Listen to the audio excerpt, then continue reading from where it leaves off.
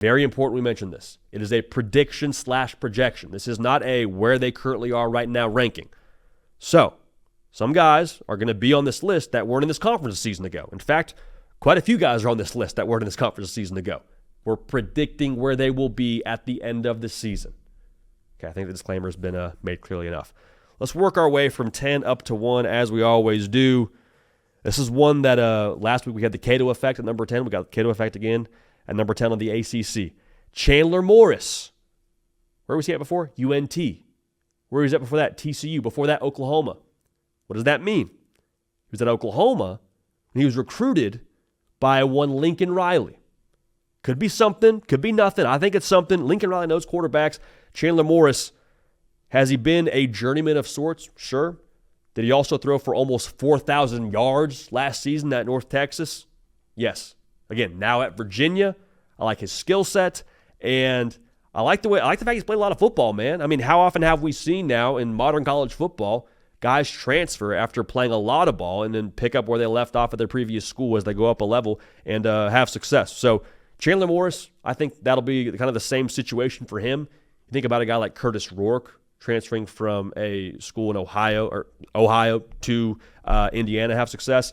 Just something to note. I think Chandler Morris is going to be top 10 in this conference when it's all said and done in 2025 at Virginia. At number 9, Thomas Castellanos. I've been critical of Tommy Boy, man. I have. I am really, really intrigued to see how it looks out there in the Gus Malzahn offense, but this is an aim small, miss small kind of operation over here. We're going to call our shot. We think Thomas Castellanos is going to be successful to a degree for Florida State.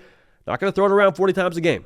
It's going to be not option football, but football with options. If I'm a Florida State fan, I'd go watch what Vanderbilt was a season ago and how they were able to just kind of manipulate the game to teams. Thomas Castellanos, say what you want, man. He's had a good college career. Gus Malzahn, the new OC in Florida State, had success with Nick Marshall at Auburn. Obviously, two different players between Castellanos and Nick Marshall, but if you're questioning what Gus Malzahn can do with Thomas Castellanos, just let me make sure you know that Nick Marshall was previously a defensive back in the SEC, and he got Auburn to the doorstep of a national championship. So far be it for me to tell you it can't happen at Florida State. I'll go ahead and put Thomas Castellanos, the Boston College transfer, at number 9 on our list. Now, number 8 is fun for a number of reasons. One, we're talking about Cal in the ACC, which, dude, still to me is wild. Still is a weird thing. Weird thing. College football is a weird sport. We love it.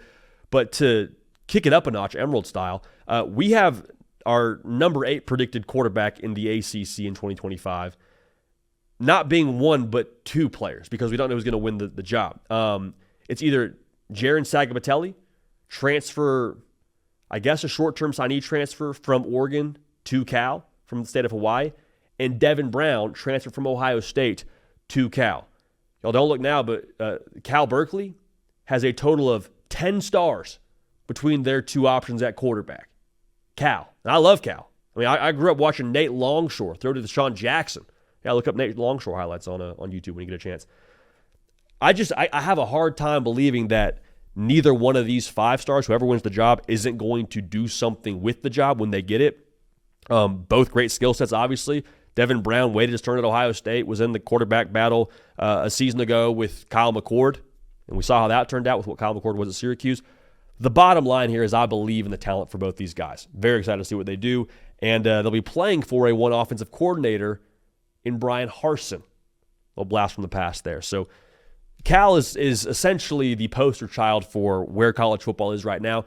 Couple of transfers, I transfer for Jaren Sagapatelli because he was committed to Cal at one point in time as well. Plus Brian Harsin, former SEC head coach, as a offensive coordinator for an ACC school that's on the West Coast. Regardless, we keep on rolling.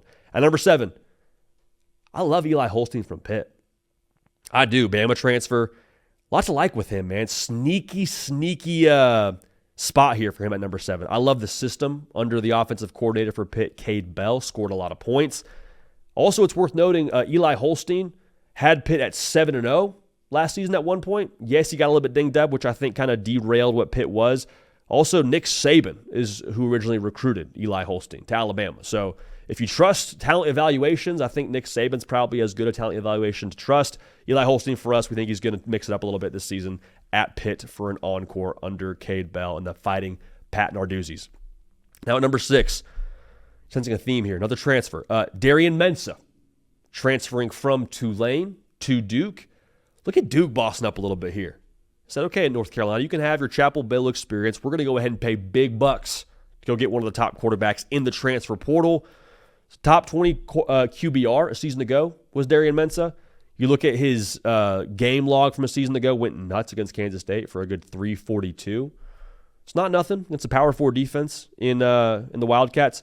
We'll see what he is under Manny Diaz and that offense and how it all looks with what's around him. But the bottom line is the dude's got a skill set. So he has to be on this list, and we have him at number 6 ahead of 2025.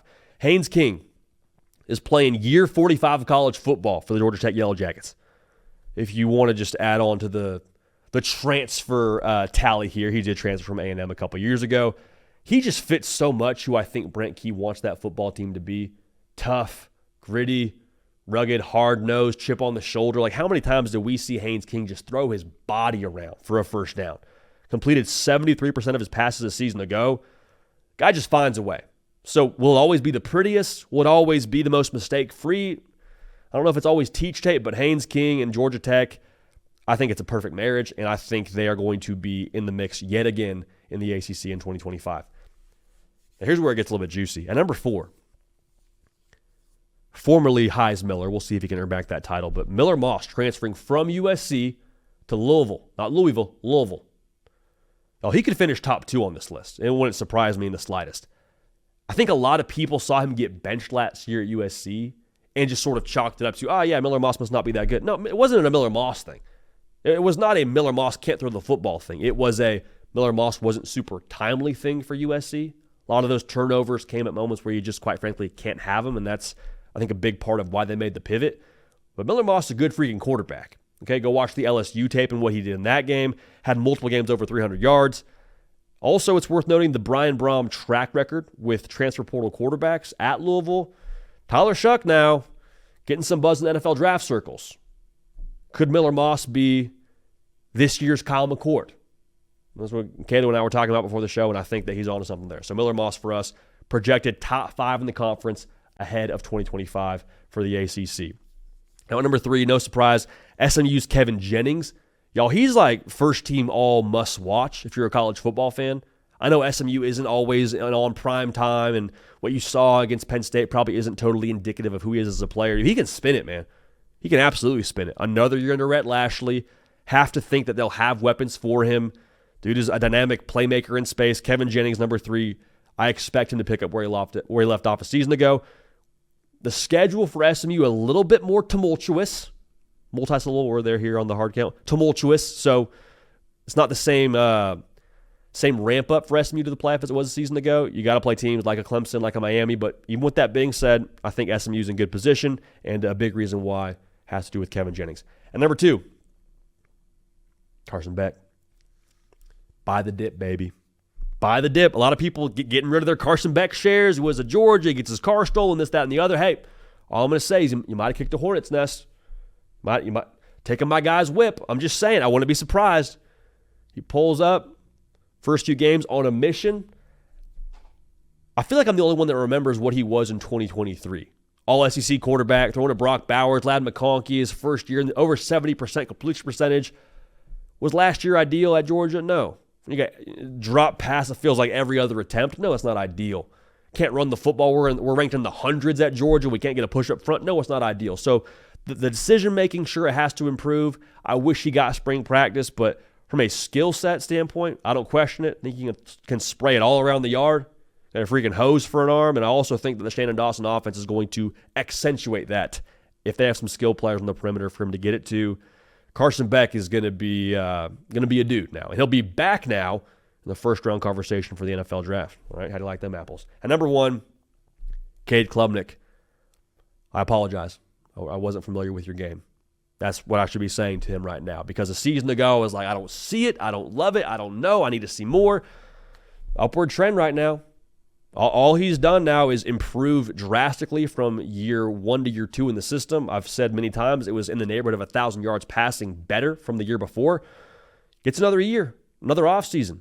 As importantly, all his weapons, the majority of his weapons, his top 3 weapons, are back 2 of them were freshmen a year ago. That will not be the case. Cade Klubnik, I love what he is as a runner, love what he is as a passer, and I love even more the fact that he has more command now of the offense. As Clemson's one of those teams that I think you got to talk about as being a national title contender. Yeah, they're probably an ACC contender. They're the favorite in the ACC, so they probably should win the ACC. But like y'all, Clemson, they're working right now. They're working, and I think Cade Klubnik's a big reason why we're buying stock on this show.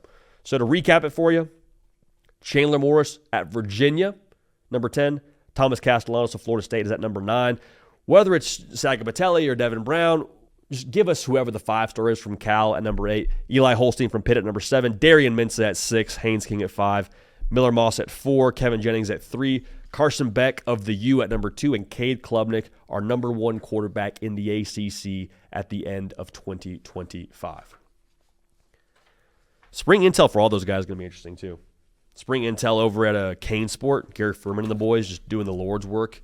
I cannot wait to hear. We're not going to see Carson Beck throw the football around, but just to hear how he is in the meetings. And I wonder if we'll have any media availability for my guy either. But regardless, stay tuned in, stay locked in. A lot of good things happening across college football, across spring football, and the ACC is going to be a lot of fun to watch here in 2025. Those quarterbacks being a big reason why.